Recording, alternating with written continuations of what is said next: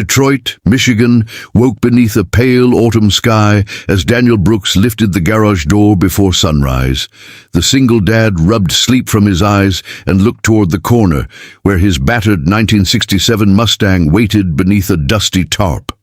The car was broken, rusty, but Daniel refused to abandon it. The Mustang had belonged to Daniel's father, who had taught him everything about engines before passing away years earlier. Daniel kept the car because it carried memories no modern vehicle could replace. Unfortunately, raising 8-year-old Mia alone left little money for restoration, so the Mustang remained Daniel's unfinished dream still. Daniel operated a tiny neighborhood repair shop on Detroit's west side. Business was steady but never luxurious. Some customers paid late, others needed discounts, and Daniel occasionally repaired vehicles for free. His priority was keeping Mia safe, fed, and happy. Every evening he promised himself that someday he would restore it completely. That morning, a sleek black SUV stopped outside the garage. Victoria Sterling stepped out wearing an expensive beige business suit and sunglasses. She was a powerful automotive CEO visiting Detroit for a major investment meeting. Her assistant followed closely, carrying documents, while Victoria surveyed the neighborhood with obvious impatience. Victoria noticed Daniel working beside the Mustang and stopped. The rusty hood was open, wires hung beneath the dashboard, and one tire was nearly flat. She looked at the car, then at Daniel, and laughed softly. "You're actually trying to repair that?" she asked, sounding genuinely amused by his determination. Daniel wiped his hands on an old cloth and calmly answered, "It can still run." Victoria looked at the damaged body and shook her head. "That belongs in a scrapyard." Mia, standing nearby with her school backpack, immediately frowned. Daniel gently told his daughter that everyone was entitled to opinions. Victoria stepped closer and examined the Mustang again. "How long have you been wasting money on this?" Daniel smiled. "I'm not wasting money. I'm restoring something important." Victoria laughed again. "With that garage, you'll need a miracle." Daniel didn't argue. He simply closed the hood and returned to work. Before leaving, Victoria made one final remark that Daniel would remember. Even if you had 30 days, that car wouldn't impress anyone. Daniel looked at her and said, "Maybe 30 days is enough." Victoria raised an eyebrow. Daniel surprised himself by accepting her challenge without knowing how he would afford parts. After Victoria drove away, Daniel stood silently beside the Mustang. He knew the challenge was ridiculous. The engine needed serious work, the transmission was damaged, the electrical system was unreliable, and the interior looked decades old. Yet something inside Daniel awakened. For the first time, the impossible project felt like a promise. That evening, Daniel sat at the kitchen table with Mia while she finished homework. He explained that he wanted to restore the Mustang within 30 days. Mia's eyes widened. "Can we really do it?" Daniel laughed softly. "I don't know." Then Mia smiled and said, "Dad, you always figure things out somehow." The next morning, Daniel began dismantling the Mustang carefully. He photographed every component before removing it, labeled wires, organized bolts, and inspected the original engine. Instead of buying expensive replacement parts, he searched salvage yards across Detroit for authentic components. He wanted the restoration to preserve the Mustang's original character, not erase it. Days passed quickly. Daniel worked before sunrise, during lunch breaks, and after Mia went to sleep. His hands became covered in grease, and his eyes grew tired. But he refused to complain. Mia often sat nearby doing homework while listening to the sounds of tools, occasionally passing Daniel a wrench or flashlight.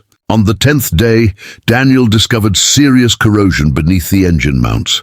Replacing them would cost more than expected. He considered stopping, but remembered Victoria's laughter and his father's voice, teaching him never to quit halfway.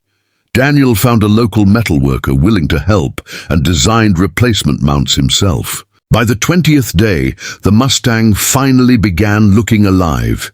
Its bodywork had been repaired, the engine was rebuilt, and the interior was returning to its original appearance. Daniel still had 10 days left, but several major problems remained. He knew the final stretch would determine whether his promise became reality. On the 21st morning, Daniel arrived before sunrise and found the Mustang covered in dew. He opened the garage, switched on the lights, and stared at the car. 10 days remained. The engine was nearly ready, but the electrical system still failed. Daniel knew one mistake could destroy everything he had accomplished. He carefully traced every wire through the dashboard, checking connections one by one. Mia arrived after school and watched quietly from a nearby chair. Daniel discovered an old damaged connector hidden beneath the steering column.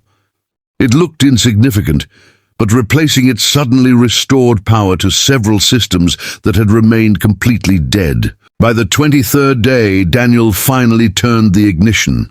The Mustang coughed once, shook violently, and went silent. Mia jumped up excitedly, but Daniel remained calm. "It's close," he said. He adjusted the fuel mixture, checked the timing, and tried again. This time, the engine roared for several seconds. Daniel's smile was enormous, but the celebration lasted only moments. The engine overheated quickly, forcing him to shut everything down.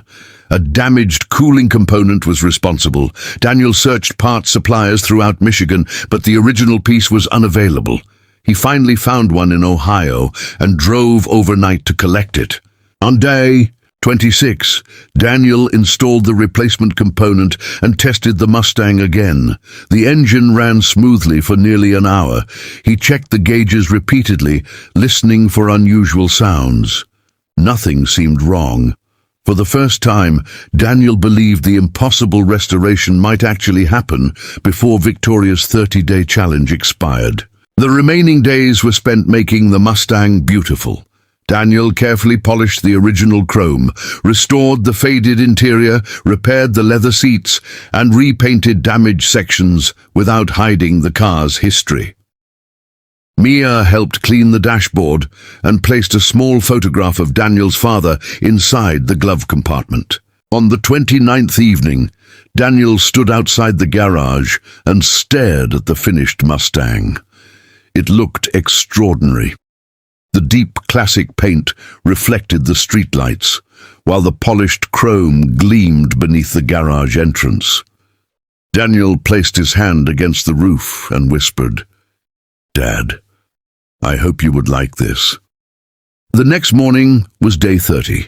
Detroit was preparing for its annual Classic Car Festival downtown, where collectors, mechanics, journalists, and wealthy enthusiasts gathered to display extraordinary automobiles. Daniel had registered the Mustang secretly. Mia knew about the surprise, but Victoria had no idea Daniel intended to appear there. Victoria arrived at the festival, surrounded by executives and photographers. Her company was sponsoring the event, and she expected to see expensive modern supercars everywhere. Then she heard an unmistakable engine roar behind the crowd. People turned around as Daniel slowly drove the restored 1967 Mustang into the exhibition area. Victoria froze completely. The rusty, broken car she had mocked 30 days earlier was gone. In its place stood a stunning classic Mustang that looked like it had traveled directly from its golden era. Daniel parked beside the main display while Mia stepped out, smiling proudly as hundreds of spectators gathered around. A professional collector approached the Mustang and immediately began inspecting it. He examined the engine, interior, bodywork, and original components. After several minutes, he looked at Daniel with disbelief and asked who had completed the restoration. Daniel pointed toward himself and Mia. The collector laughed, saying he had never seen anything similar. Soon, several collectors surrounded Daniel, asking technical questions about the restoration. One offered a substantial amount for the Mustang. Another offered even more. Victoria watched silently as the crowd treated Daniel like an expert, rather than the struggling mechanic she had mocked outside his garage just weeks earlier. Victoria finally approached Daniel. She looked at the Mustang, then at Mia, and lowered her voice. "I owe you an apology." Daniel smiled politely. Victoria admitted she had judged him because of his garage, his old truck, and his broken Mustang. Daniel answered that he had never needed her approval to believe. Then Victoria surprised everyone by asking Daniel to participate in a major automotive restoration program funded by her company. She wanted his practical knowledge and his understanding of classic vehicles. Daniel considered the offer carefully. He agreed only after Victoria promised that Mia would always remain part of his priorities and schedule. The festival became Daniel's greatest professional opportunity, but he refused to sell the Mustang. The collector eventually offered millions, yet Daniel shook his head. The car belonged to his family. It represented his father's lessons, Mia's support, and 30 days of refusing to surrender when someone powerful insisted that his dream was worthless.